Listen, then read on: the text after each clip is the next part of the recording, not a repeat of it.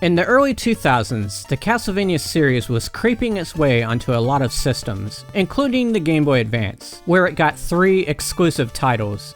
All 3 followed in the footsteps of the classic PS1 title, Symphony of the Night, which meant they were side-scrolling 2D adventure games with RPG elements. I've recently played through the first game in that Game Boy Advance trilogy, Circle of the Moon. It was my second time doing so, the first being in 2001 when it first came out. Today I'm going to share with you my thoughts about the game, and make a determination as to whether or not the game holds up well when you go to play it today. The footage you see is recorded off an Elgato using the GameCube Game Boy player, but the majority of my hours were spent playing it on a Game Boy Advance SP, the way it was meant to be.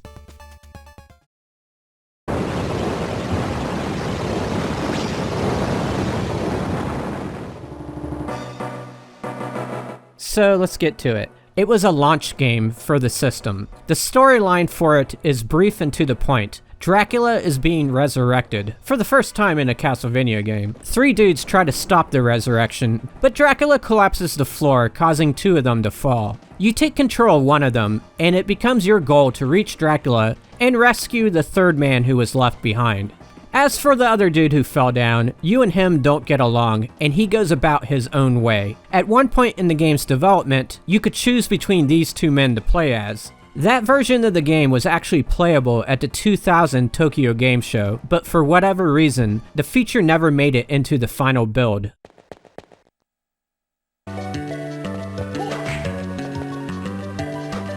The game is standard Metroidvania style, or as I like to call it, Castletroid.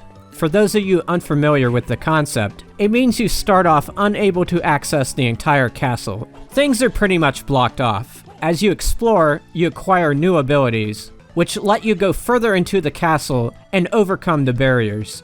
My favorite is the ability to shoot yourself up to the ceiling.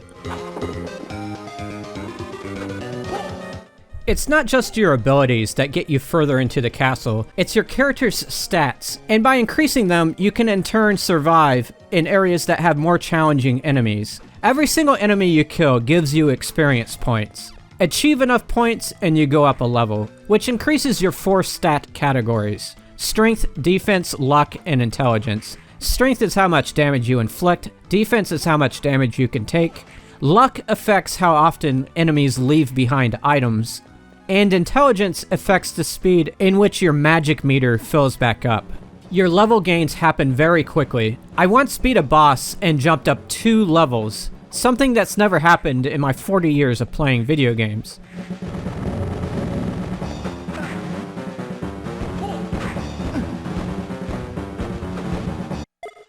Besides leveling, you can alter your stats by equipping yourself with wearables you find along the way: rings, robes, armbands, etc. These items are dropped by enemies ever so often, so if you want to succeed at the game, you need to hunker down from time to time and grind, both for the experience and the items. As your luck gets higher, more items will be dropped by the enemies. Most items are useless, like the 99 leather armors I acquired. That's like 50 more than I have in real life. It doesn't even make sense why there are multiple items of the same clothing, since you can only wear one at a time. And there's no shops to sell anything you have extra.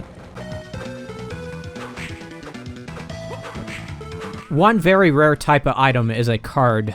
When you find one, it fills one of the spots in this screen. When you select one card from the top row and one from the bottom, it creates an effect, one that consumes your magic meter.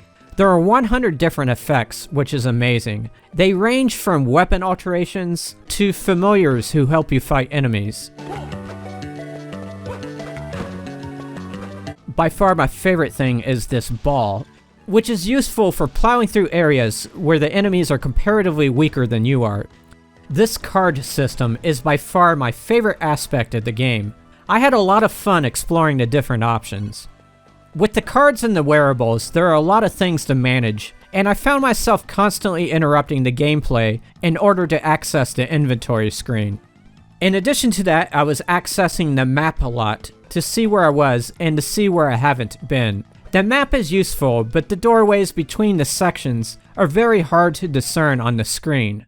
Luckily, there are warp stations and plenty of save points, all of which are brightly indicated on the map. There are secret areas which can be found by striking a wall. These often lead to upgrades to your magic, your life meter, and the maximum number of hearts you can have. The hearts allow you to use your sub-weapons, the knife, axe, holy water, crucifix, and clock. There's one part of the game where I accessed a secret area by pushing through a wall instead of breaking through it. From that point forward, I tried pushing through walls in many different areas of the game, but it was all in vain because it only happens that one time. It's like the game broke its own rules. So basically, you explore the castle in all directions, taking down all the bosses, eventually battling Dracula in a very difficult final encounter. One section of the game is a battle arena, where you battle regular enemies that are extra powerful, and you can't use your cards. If you make it all the way through the arena, you get one of the most powerful items in the game. Overall, this type of game appeals to me. There is what I like to call an intense sense of progression. There's also something fundamentally appealing about zooming through the corridors, dispatching the Halloween-type enemies. 2D Castlevania gameplay is some of the best there is in video games, period. That being said, Circle of the Moon has some things that lowered my enjoyment of it. For one thing, there are enemies that get reused a lot, in slightly different forms, such as this armor guy. He appears in 13 different forms. Sometimes he's shooting ice, and other times he's shooting fire. I feel that the overall level design is also something that could have been better. The corridors and rooms are a little bland, with parts that feel stretched out just for the sake of lengthening the game.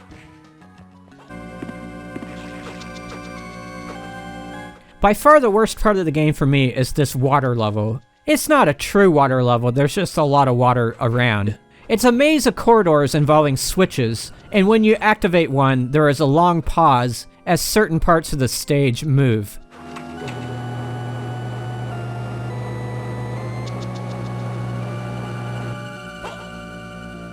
It's a very slow area to get through, and it's also home of one of the most annoying enemies in the game, this ice demon. His attack is difficult to avoid, and if you get hit by it, you get frozen, which can cause you to get hit again. He's actually not a boss, he's a regular enemy, but he is harder than some of the bosses in the game.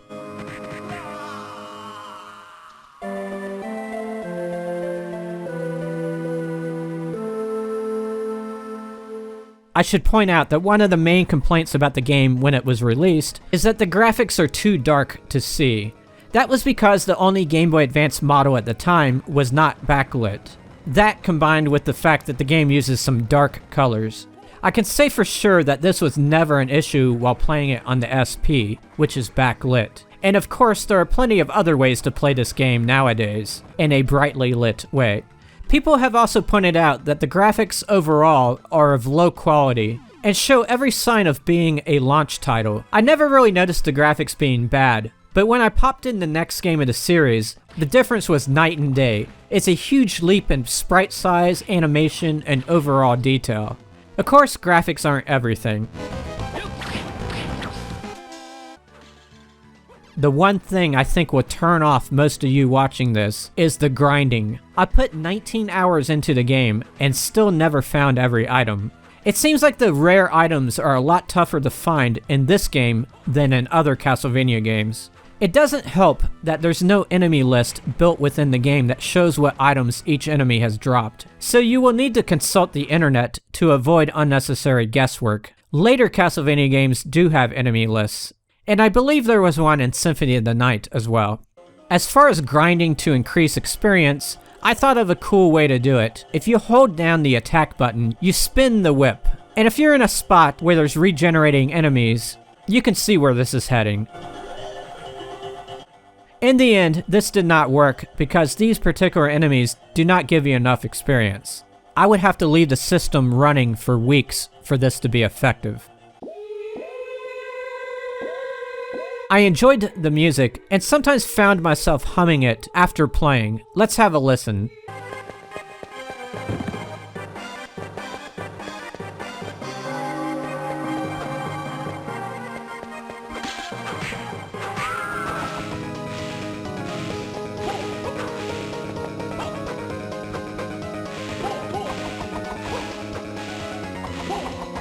What I don't like is how the music stops every time you access the map or inventory.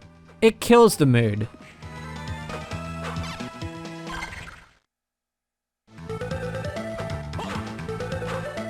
Given everything I mentioned, I don't think Circle of the Moon is the best Castlevania Metrovania game. But considering that I had the motivation to pour many hours into it, I'd say it's held up well over time. I'm going to give it a 9 out of 10. I could see myself playing through it again one day. But in the meantime, I got some other games to play. Well, that's the end of the review. I hope you enjoyed it, and I'll see you next time.